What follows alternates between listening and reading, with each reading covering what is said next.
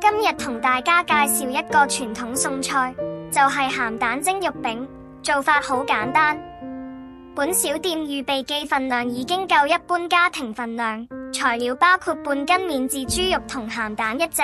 配料方面，薑約2至3片切末，蔥約1條切成蔥花。調味用生抽1湯匙，糖半茶匙，胡椒粉少許，麻油半茶匙，粟粉1茶匙，清水2至3湯匙。首先將鹹蛋洗淨，將蛋黃和蛋白分開。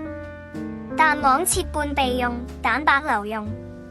免治豬肉放入大碗，加入薑末、生抽、糖、胡椒粉、麻油、粟粉、鹹蛋白和清水。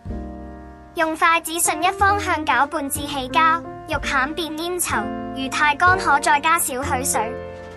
將肉餡平鋪在淺碟上，鋪平表面。將鹹蛋黃均勻放在肉餅表面，可輕輕壓入肉餅中。燒滾蒸鍋水，放入肉餅，大火蒸約12至15分鐘，是厚薄而定。蒸好後撒上蔥花，即可上桌。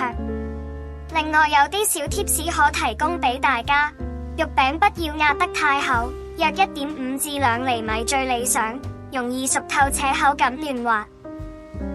可按個人口味加入少許馬蹄粒、冬菇粒等配料。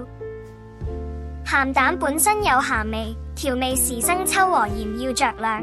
希望你煮得成功，享受這道經典家常菜。